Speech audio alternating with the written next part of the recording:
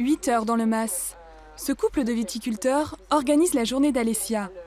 Travail dans le potager, en cave et passage en cuisine, un programme bien chargé l'attend aujourd'hui. Et pourtant, elle est en vacances. L'idée, c'est quand même aussi un voyage découverte et aussi plaisir. Il n'y a pas, il ne faut pas qu'il y ait de contraintes dans le woofing, il faut que ça soit du travail, loisir. Du partage. C'est avant tout pour cela qu'Alessia a voulu se lancer dans cette expérience. Une première pour cette Américaine de 50 ans, assistante dans une école. Son objectif est pédagogique. J'apprends le français depuis 5 ans et je voulais améliorer mon français et profiter de la culture et tout ça. Et pour les salariés de cette exploitation, l'expérience est tout aussi surprenante.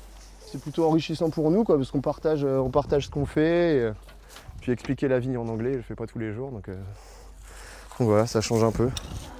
Si certains maîtrisent l'anglais, pour d'autres, l'apprentissage est encore difficile. De retour en cuisine, cette fois-ci, c'est Alessia qui donne quelques leçons. Qu'est-ce que c'est en anglais? La casserole en anglais, je Pot.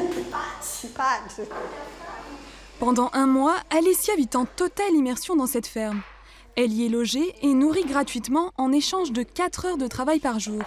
Des vacances qui ne sont donc pas de tout repos, mais ce retour à la nature était essentiel pour cette citadine. Je n'ai jamais travaillé dans une ferme, je n'ai jamais travaillé dans le vin. J'ai choisi cette expérience plus particulièrement pour en apprendre plus sur la viticulture et les vignerons. Du côté des propriétaires, l'objectif est d'ouvrir leurs portes au public.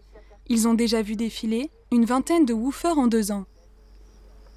Ce qu'on a trouvé intéressant dans le woofing, c'était justement l'esprit de partage. C'est de rencontrer des gens d'un univers différent, avec un savoir-faire différent, une histoire différente, une culture différente, et qui nous apporte énormément, qui nous empêche de nous fermer dans notre cocon, dans notre bulle.